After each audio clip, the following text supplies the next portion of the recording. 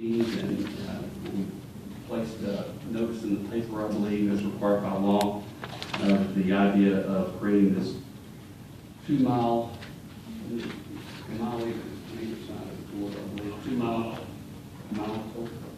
2 miles. I would call it 2 miles, but we'll have to go back and look. Anyway, 2 mile corridor for the entire proposed and existing toll 49 route. And at the time, it was proposed that we would take a 50% incremental growth in that zone to go toward a fund that would further develop the proposed Lindale relief route, primarily on toll 49. So we went through, I think, about 8 public meetings regarding the proposed TRZ. We eventually just kind of put it to bed for a while, and we said that we would eventually bring this issue back up again, and I would make sure that we placed everyone on notice that we're talking about it again. So that's the purpose of this item being on the agenda today. There have been a lot of discussions over the past year about what this could be and what, the amount of incremental growth that we would capture, the term of the TRZ, and whether we would do one or not. So I'm just putting it out there for discussion among the Commissioners Court. We don't have to take a position at all. I'm just letting everyone know that the issue is still alive, and certainly the court could vote before the end of this year to take some action on the TRZ to approve it or reject the notion entirely. So I welcome any comments from the Well, I know this is kind of a controversial thing the past year. I never said I support giving up 50%. I did say that I could compromise as long as, say, 20%, as long as the 80% or 75% went directly to county road. If you play for us under county roads, that's kind of where I'm at. Well, I think some great things have happened this year, and obviously in Florida, I've been a supporter of Loop 49 for almost 30 years now. I've served on the NetRMA board. Those guys work their tails off for nothing other than to represent the communities they live in. And there is a new director of TxDOT on the NPO board. I know Judge Baker's on it, and several of y'all probably met him. He's a retired general. Also happens to be the former dean of students at Texas A&M University. Anyway, super smart guy, hardworking, and I think it's going to be a great asset for TxDOT. But when we met with him a few weeks ago, and I didn't know this was going to be on the agenda, although I'm glad it is, because we do need to discuss it. The NPO board is the planning instrument for majority of all road in Smith County. It says Tyler NPO, but it encompasses most all of Smith County. And he challenged us. Now, this is a process that's been going on several years. I've worked on it in the past. The plan we're working on right now, I just sent it out to Adrian to send to all of y'all. Got it this morning. I'm going to put it on our website too. Is a 2040 plan. Did y'all get that? 2040. Now, that seems like a long time away. But he said, don't think about planning on a road or construction in 5 years or next year, because that's already up to date. It takes decades to do thoroughfare right-of-way surveys, environmental. He said, you got to look at where you want your community and what you think it might be looking like in 20 years. So I just happened to notice on the NPO report that the busiest out of the top 5, number 1, which surprises me, is the South Lindale, projected at the intersection of I-20 and 69 there, and then number 4 is just to the west of Lindale. So evidently the traffic growth and patterns are huge there. I think we so far surpassed the projections of Loop 49. There were tons of people said nobody's ever going to use it. We're talking 30,000 transactions a day.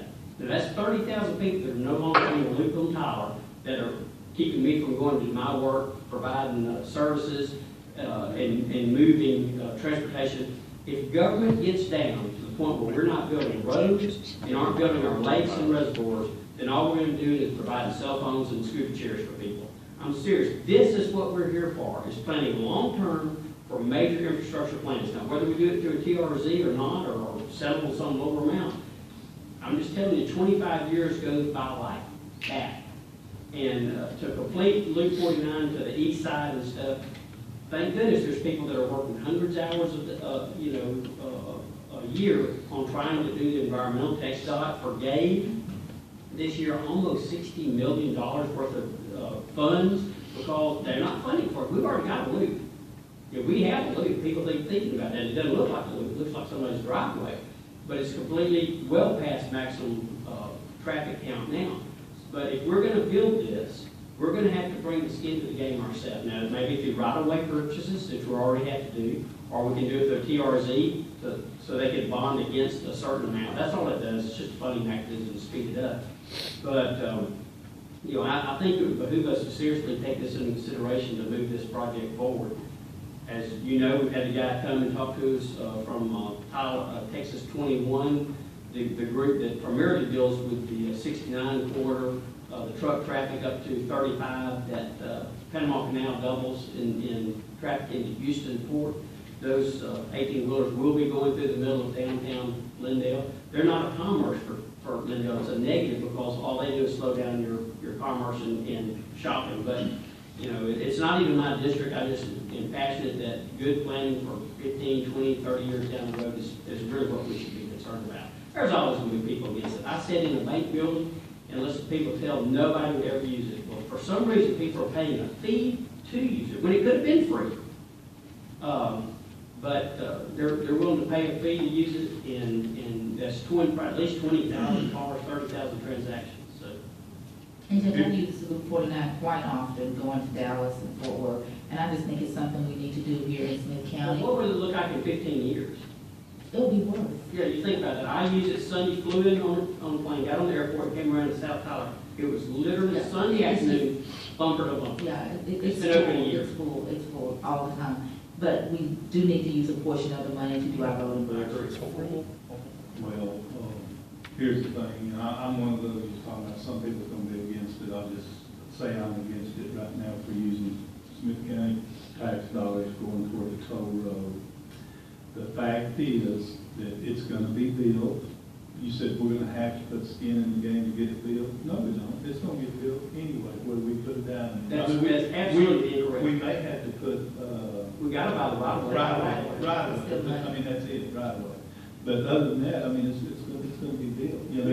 They're buying up the property right now. They are going to do it. I'm talking about completing the whole project. What makes the project work is the 69 corridor. I'm just telling you. I mean, they do total studies that cost, hundreds of thousands of dollars that say if you do, let's say it takes 5 extra years to build it out, then you've lost that revenue then to complete, the east side. I mean, it's like a pieces of puzzle. They would build the east side if they brought in more revenue first. But what the general told us the other day like Longview has done on the North Richard Road extension, things like that, they put cash money on the table. The TxDOT says, great, we will bring this forward. We're going to move it up from a 20-year plan to a 7-year plan. That's just the way it works. Because we're competing, because we're a rural county, for 20% of the money that goes to TxDOT. Did you get that? 70% to 75 to 80% goes to Dallas, Houston, San Antonio, and Austin. Every other county, every little small community is competing for 20% of construction dollars. So they're looking at hurricane evacuation routes, take precedent number 1. Everything else on that, if you don't come to some tools, they love us. They want it to work. That's where they forgave the debt. They have the legal right to do that. That's $50+ million right there that could use to do that. Or they could forgive the debt that makes it easier to fill out the rest of it. And that's what they did. That makes the RMA be able to go in with 50% less debt to borrow against, to pay that off. They said, you're so far ahead of projections. We wish we'd fund the whole thing. That's not going to happen for you. But you're so far ahead of projections, we're forgiving this debt. I mean, they have the right to do it, and thank goodness they did it. Another point is the Smith County taxpayers are on the tax rate $1 worth of bonds from that RMA, not a penny. If it doesn't support itself financially, we're out nothing. But, I mean, I'm passionate about roads. I think it's important. If we don't go, that's fine. I mean, I'm going to live in Smith County probably the rest of my life. I'm just telling you, 10 or 15 years from now, we're going to wish we'd done So you're saying that if we don't pass this, that road is not going to be there in 10 years from now? No, I would never say that. I don't know. They told us all along that it was going to be. No, it'll be done in 10 years. So why do we need to spend Smith County? But I think you're looking, this is just my opinion, I know we're chasing rabbits here, and I have a great deal of respect for you and your approach. It's your area. They will build it at some point. But if you build it 4 or 5 years later than you can build it earlier, you lose money. The land out there that we're giving up is rural farmland. You know what rural farmland brings on your tax rate? Almost nothing. You develop 2 corners into commercial impact, you make much more tax money than if it sits there for 2 or 3 extra years with cows walking on it. Plus, that's frozen. Agricultural land's frozen, it never goes up.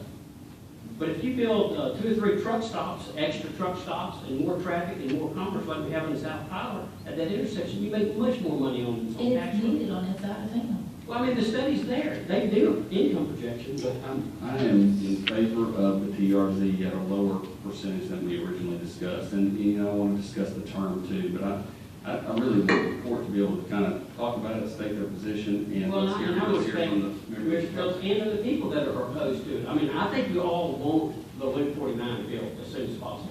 I think this is a faster way to fast track it. I would give 100% of it, probably, or at least 50. But I know I'm not Well, going no, to. we need some for our county roads. I agree. If we took the 50% towards County Road, it's a win-win. But right now, we're not getting that revenue.